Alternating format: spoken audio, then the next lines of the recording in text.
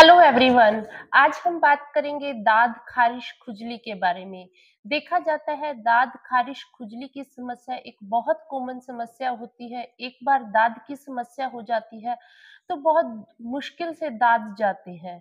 अक्सर यह चकत्ते के रूप में होते हैं जो कि बहुत कॉमन, जहाँ पर पसीना ज्यादा आता है या जो जगह हमेशा गीली रहती है वहां पर यह मिलता है। महिलाओं में भी देखा जाता है, पुरुषों में भी देखा जाता है। यह जो समस्या है, दाद की समस्या बहुत कॉमन होती है। अंडर आर्म्स में, थाइज़ वाले हिस्से में दाद की समस्या ज़्यादा आती है। गोल-गोल चकत्ते हो जाते हैं, उनमें ख़ारिश होती है, उनमें जलन होती है। तो आज के वीडियो में जानेंगे दाद, ख़ारिश, खुजली की समस्या क्यों होती है, कैसे हम बच सकते हैं, क्या आयुर्वेदिक उपचार इसमें किया जा सकता है। ये सारी जानकारियाँ लेने के लिए हमारा आज का वीडियो अंत तक ज़रूर देखें। हम और भी हेल्थ और आयुर्वेद संबंधी वीडियोस बनाते हैं। अगर आप अपने स्वास्थ्य को लेकर जागरूक हैं और सही जानकारियां चाहते हैं तो कृपया हमारे चैनल को नीचे दिए सब्सक्राइब बटन और साथ लगी बेल आइकन को प्रेस करके हमारी आने वाली जानकारियों के लिए जरूर सब्सक्राइब कर लें। देखा जाता है दाद, खारिश, खुजली यह एक फंगल इन्फेक्शन होता है। स्पेशली अगर हम दाद की बात करें, रिंगवॉर्म्स की बात करें तो फंगल इन्फेक्शन होता है। फंगस के जो पोर्स होते हैं ये हमारे आसपास कहीं भी सीलन है, दीवार में सीलन है या आसपास में किसी खेलने वाले बच्चों के साथ खेलने वाले किसी बच्चे में फंगल इन्फेक्शन है, उसी के या घर में किसी सदस्य को फंगल इन्फेक्शन हो गया है तो एक से दूसरे व्यक्ति को भी यह चला जाता है। जरूरी नहीं है कि यह सिर्फ ह्यूमन ट्रांसफर हो, इसका एक आदमी से दूसरे आदमी तक जाए। ये हमारे घर में कहीं भी सीलन है या पंखे में अगर डस्ट है ऊपर जमा हो जाती है लेयर, वहां से भी फंगल इन्फेक्शन आ सकता है। तो ये कहना कि सिर्फ किसी को बाहर से इन्फेक्शन आया है, ये गलत है। अगर किसी ऐसे एरिया में आप रह रहे हैं जहाँ घर के अंदर वेंटिलेशन प्रॉपर नहीं है, धूप ठीक से नहीं आती है, तो वहाँ भी जो ये फंगल इन्फेक्शन है बहुत जल्दी डेवलप हो जाता है। स्पेशली रेनी सीजन में देखा जाता है।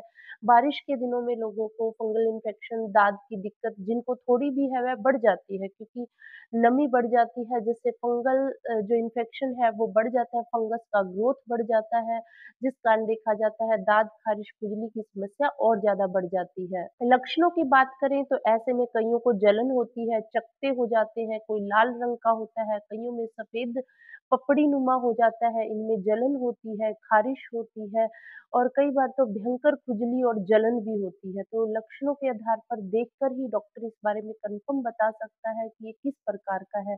कइयों को सिर में भी चकत्ते हो जाते हैं, वो भी एक तरह का फंगल इन्फेक्शन है। अंडर आर्म्स में या थाइज़ के आसपास के एरिया में देखा जाता है, यह मोस्ट कॉमनली मिलता है। तो ऐसे में अगर हम इलाज की बात की जाए तो ज़्यादा अच्छा तो रहता है डॉक्टर से लेकर उचित सलाह से अगर हम इसको ट्रीट कराते हैं तो यह बहुत जल्दी ठीक हो जाता है।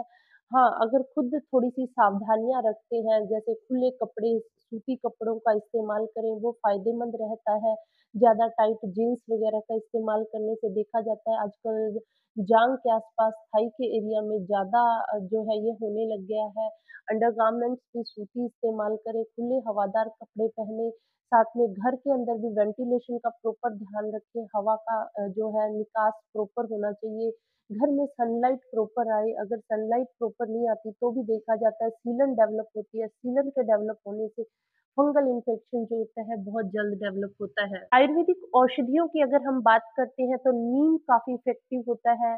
नीम का तेल भी आता है, नीम के तेल का इस्तेमाल कर सकते हैं या आस-पास नीम का पेड़ लगा है तो नीम के पत्तों को उबाल के जो पानी है उससे नहाया जाता है तो काफ़ी लाभ होता है।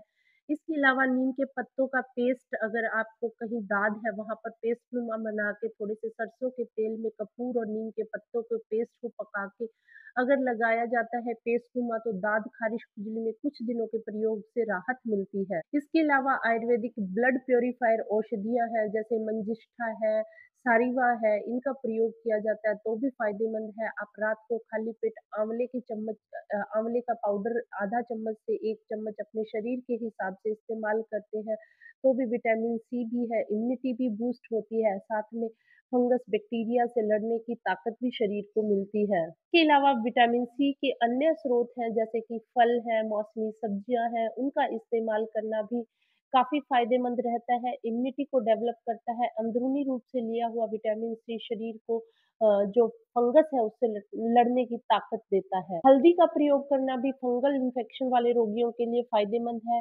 हल्दी का पेस्ट बनाकर अगर लेप किया जाता है तो भी देखा जाता है कि जिनको फंगल इन्फेक्शन है, सरसों के तेल में थोड़ी-सी हल्दी का पेस्टनुमा बनाकर जहाँ पर दाद है वहाँ लगाया जाता है तो काफ़ी फ़ायदा होता है। रात को सोते समय हल्दी का दूध पीना भी इम्यूनिटी को बूस्ट करता है, जिससे देखा जाता है फंगल इन्फेक्शन और भी चमड़ी के कई प्रकार के इन्फेक्शनों के लिए बहुत अच्छी है। आयुर्वेद में हल्दी को जंतु घन कहा है, अर्थात ये सभी प्रकार के जो इन्फेक्शंस हैं, कृमि है, उनको खत्म करती है, फंगस को खत्म करने में अच्छी है, तो हल्दी वाले दूध का इस्तेमाल करना या पेस्टनुमा हल्दी का लेप करना रिंगवर्म इन्फेक्शन में काफ़ी फ़ायदेमंद है। करंज का इस्तेमाल करना भी दाद, ख़ारिश, खुजली में बहुत फ़ायदेमंद है। करंज का पेड़ आस-पास मिल जाता है। उस करंज के पत्तों को तोड़ के अच्छे से धो लें और धो के उसका काढ़ा बनाकर उबाला जाता है पानी में 1 लीटर पानी में कुछ करंज के पत्ते लेके उनको उबाल के ठंडा कर लें पानी को और उसको जहाँ पे दाद, ख़ारिश, खुजली है उस हिस्से में अगर कुछ देर तक डुबो कर रखा जाए या उस पानी से नहाया जाए तो जिनको ख़ारिश, खुजली की दिक्कत है उसमें भी देखा जाता है करंज का इस्तेमाल करना ख़ारिश, खुजली और त्वचा विकारों में बहुत फ़ायदेमंद है। आयुर्वेद में बताया हुआ जात्यादि तेल या सोमराजी तेल भी दाद, ख़ारिश, खुजली के लिए काफ़ी फ़ायदेमंद है। यह एक औषधि सिद्ध तेल होता है जो कि दाद, ख़ारिश, खुजली में, स्किन इन्फेक्शन में बहुत फ़ायदेमंद है। आप इसका इस्तेमाल कर सकते हैं और ना हो तो सरसों के तेल में कपूर को मिलाकर लिया जाता है, तो सरसों का तेल भी घर में जो है वो दाद, ख़ारिश, खुजली में इफ़ेक्टिव है। आप इसमें कपूर, हल्दी का प्रयोग अगर सरसों के तेल में मिलाकर करते हैं, वो भी काफ़ी फ़ायदा देता है। गंधक का इस्तेमाल किया जाता है, स्पेशली शुद्ध गंधक सल्फर जो होती है, स्किन के रोगियों के लिए बहुत फ़ायदेमंद होती है। इसके अलावा और भी बहुत सारी औषधियाँ हैं, जैसे महामंजिष्ठादिक वात है, महासारीवादिक वात है जिनको आप उचित जो है डॉक्टरी सलाह से ले सकते हैं। जब भी फंगल इन्फेक्शन होता है तो ऐसे में ज़्यादा खट्टा, तला भुना जो है मिर्च मसाले वाला खाना खाने से परहेज़ रखें। ज़्यादा अचार का सेवन, ज़्यादा खटाई, दही, लस्सी का सेवन करना उस समय ठीक नहीं रहता। खुले सूती कपड़े पहने, ज़्यादा टाइट कपड़ों का इस्तेमाल किया जाता है, तो भी देखा जाता है बॉडी को प्रॉपर हवा नहीं मिल पाती, जिस कारण फंगल और अदर बैक्टीरिया वहाँ ज़्यादा डेवलप होते हैं। इसलिए ज़्यादा टाइट कपड़ों का इस्तेमाल करना, ज़्यादा रेशमी कपड़ों का इस्तेमाल करना फंगल इन्फेक्शन को बढ़ाता है।